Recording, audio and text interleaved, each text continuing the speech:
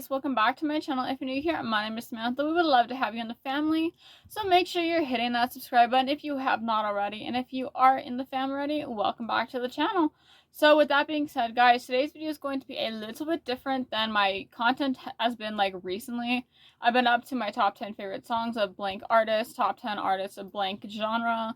Today's going to be all about the Duncan, Faure, and Robin Gibb. These are my two favorite people. If y'all have been on the channel, y'all know this already. I talk about Duncan and Robin a lot, but you know, they're my two favorite people, so we come back to them a lot, especially on this channel in discussion. I'm going to be talking a little bit about why I adore them, what got me into their music, and yeah, so it's going to kind of be like a mashup of the two, so this is going to be a little bit different. But with that being said, guys, let's get into it. So, to start this off, it is not going to be like a repeat story about like how I fell in love with Duncan's music, his voice, and everything else. And again, it's not going to be a repeat story of how I fell in love with like Robin and stuff. So, it's going to be completely different. So, of course, the Bay City Rollers have had many different members, and of course, I know Duncan is not just known for being a roller, so I'm gonna tell y'all that now, but I'm gonna discuss the Rollers for a little bit just because of the fact of if it wasn't for the Bay City Rollers, I never would have discovered Duncan's solo music. So, like, we knew Les did most of the vocal singing on all the albums and stuff. Eric did a couple of songs here and there. Woody did a song or two here and there. Alan did a song here or two there. And of course, like, Derek did his, like, Derek's and Peace and, like, the stuff for, like, Angel Baby and stuff. But I swear, the first time I heard Duncan's voice, it literally like changed something in me. Like it altered something in me.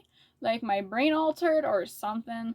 Like I knew a lot about Les because I grew up listening to like Les's version of the Rollers. I'm gonna call it Les's version technically.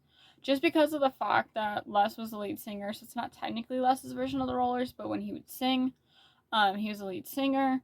And so, because that's what my mom introduced me to, and I guess she never really, like, fully expanded on, like, Elevator, Ricochet, and stuff like that, given, like, I'm not even gonna get into that. Anyway, when I first started listening to, like, Elevator and Ricochet and stuff like that, my brain altered, and I ended up really loving Duncan's voice, and then I went on to discover so much more about him. I'm still learning a lot about him, so I hope I never, like, mess up on a fact or two that if I say something about Duncan, I'm always hoping it's accurate. I know he's an absolute sweetheart, so shout out to Duncan for being an amazing, unwholesome person. Love you, dude. But Duncan has definitely changed my view on music, because I feel like, even my mom said this too, because we were talking about it, is that Duncan is like a Freddie Mercury, okay? His voice is something so distinct and different than the typical everyday person was and is, because since the 70s, there has been so many different people singing, creating bands, everything along the lines, because, like, you have, like, Def Leppard, Bon Jovi, so, like, John Bon Jovi, people like that, and they all have different voices, and, like, some stick with you, some not so much. Duncan's voice is the kind of voice that sticks with you like Freddie Mercury in Bohemian Rhapsody does. And if y'all like Freddie Mercury, I know you'd like Duncan Faure. So if you've never actually like discovered Duncan Faure, dived into his music, and this is the first time you're hearing me speak about this man, then I really suggest y'all go like listen to his music and stuff. I would love to like sample stuff, but there's like copyright things on YouTube, and I'm not like gonna do that kind of thing right now. So Duncan has his music on Bandcamp, which I'm always linking in the description. He also has his music on Spotify. I'm pretty sure it's probably on Apple too, and like a couple of other places, give or take here. So just wherever y'all listen to music, y'all can look for it. And of course, it's all available here on YouTube. But like, there's just something so different about his music style than any other person's that it gets stuck with you. You just always want to listen to his music. And then you discover all these different things about him and how he's such a genuine and amazing person. I feel like y'all hear me talk about him a lot, but I'm going to continue to do so because I feel like his music needs to be out there so much more than it is. He is incredible and has done so many different projects. Like I said, Rabbit, Bay City Rollers, solo work. He did Carew with Stuart Wood. They had a project in the 80s. They did one album. I don't know if there's anything more than that, because like they did That Girl's a Heartache, I Remember, Monday, Wednesday, Friday. There is another guy who did some writing on there. His name's Michael. So shout out to you, dude. You did some amazing writing with them as well. I think it's super cool to know that so much different ideas were able to go into different projects that Duncan has created. And just if y'all want to know more about Duncan as well, I have some more videos discussing him on my channel. And then also you can go look up Duncan Faure, learn a little bit about him, maybe get into his music, and definitely discover something new about him, because that is one man that you're going to want to follow and see what new things he might be working on, and just know that he's a genuine person and that you're getting real music from someone who's actually like thoughtfully written lyrics and has a music passion, someone who knows how music works and know that those songs are super genuine. Okay, so on to Robin Gibb topic. This is kind of where I end up losing myself in a lot of conversations and stuff, because for some reason I have such an emotional attachment to this man that it is not okay. Like, I know my attachment to Robin is something else, like next level, but I got into Robin a long time ago.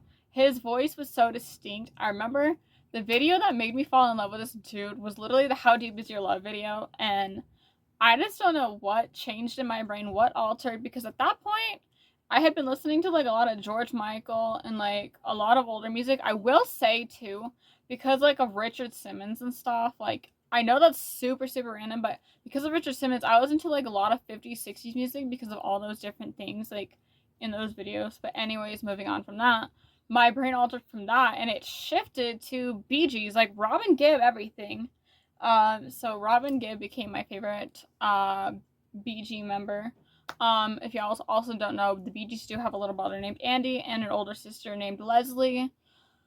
However, we're talking about Robin Gibb. So Robin Gibb changed my brain and the way I thought about life for some reason. I don't know what it is. I think his voice definitely is what changed me.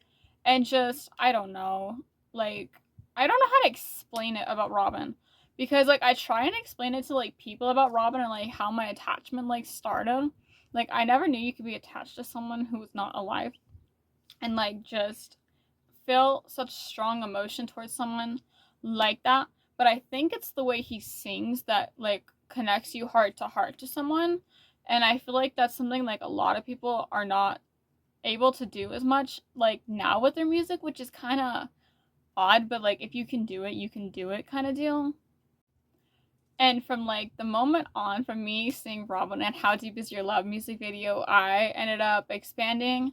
I ended up buying every single record I ever saw of Robin after that. And it took me quite a while to dive into his solo work, because for the longest time I was just like into the Bee Gees as the group, because like that's how like I discovered it. I didn't really know how much the Bee Gees did as solo artists. Like Robin did multiple solo albums, like I've mentioned on this channel, but if you have not been on this channel, he did How Old Are You? Well, let me start from the beginning. Robin's Rhyme, How Old Are You? Secret Agent, Walls Have Eyes. Then he went on to do Magnet, and then he did 50 St. Catherine's Drive. And the whole thing is like every single album was super different. And as I started to expand and discover all the different things that the man did, it's like I started thinking a little bit different about Robin, and not in a bad way, so nobody freak out. I just thought it was so different for someone to be able to have so many different perspectives on life, given it probably felt like to him he lived like many different lives, and that's why he was able to write such different songs. And of course Morris helped him write on some of the albums too, when they weren't like as the Bee Gees, because they did multiple breaks, and especially after like the Saturday Night Fever 70s disco fiasco, they had to fall out of the light, kind of like do their own thing. Then they resurfaced in 1981 after the disco era. They ended up changing up their style. 1981 they released Living Eyes, which then ended up being a little more country. Then they went off and like kind of fell down into like, I'm gonna be like out of the camera view, like out of the paper view. And Robin ended up doing those 3 solo albums, like I said, How Old Are You, Secret Agent, and Walls Have Eyes. Morris helped him on that. I did read that Barry did help with some of the writing on Walls Have Eyes. Barry was off doing a lot of solo stuff as well. Morris was doing a lot of things with like filmmaking, writing, and stuff like that. And then that's, of course, when Islands in the Stream was written. So the Bee Gees were doing a lot of writing for other artists as well as like Robin's albums and stuff like that. Barry did end up releasing an album. I cannot remember the name right now. Please don't come for me. So Barry did that. Morris never really put out a solo album. However, he did some singing. So like the song Hold Her in Her Hand is a country song for a movie. I cannot remember the movie name. So just go Google Morris Gibb, Hold Her in Her Hand. You will absolutely love that song.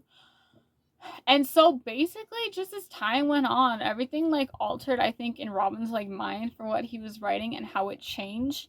And I feel like that's kind of what connected me deeply to him. And like, of course, the one album as the Bee Gees ended up coming out after Andy Gibb sadly passed away.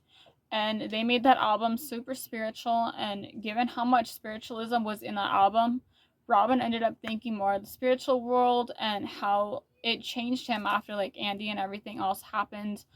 And just knowing all those interviews and stuff, I feel like knowing them on a deeper level is something that's, I don't know, something that like changes your own brain, and like how they see the world makes you kind of change how you see the world, because their opinions and stuff are like so strongly connected to your brain and everything you think up here.